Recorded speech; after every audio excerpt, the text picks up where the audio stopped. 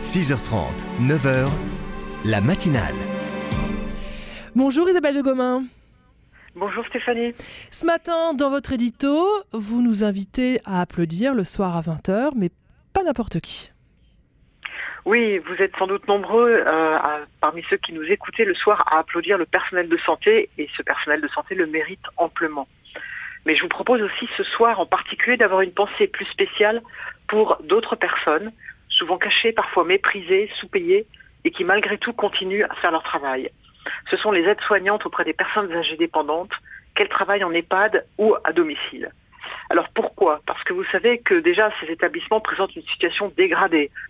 Leur budget est parfois géré au plus près, les horaires sont excessifs et le personnel toujours en nombre insuffisant.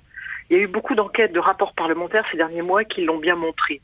Mais avec cette crise, la situation est devenue dramatique dans de nombreuses EHPAD.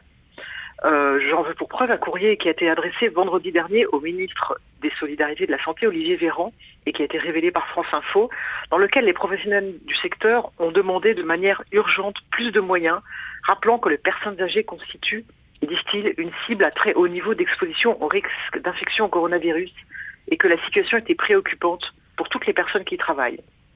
Alors c'est qui ces personnes ? Ces aides-soignantes, ce sont généralement des femmes. Ce sont elles qui aujourd'hui doivent assumer tout ce risque. Il n'y a pas de télétravail pour elles. Et malgré des salaires souvent peu importants, leurs conditions de travail très difficiles, elles font partie des essentiels de notre société en quarantaine, de ceux dont on ne peut se passer, virus ou pas. Elles sont issues de la diversité, comme on dit aujourd'hui pudiquement. Elles doivent souvent faire des kilomètres pour rejoindre leur établissement, prennent les transports en commun, car rares sont celles qui ont une voiture. La nation devrait leur offrir le taxi. Elles quittent, inquiètent leurs enfants, avec l'appréhension de prendre elles-mêmes le virus et de transmettre aujourd'hui à leurs proches.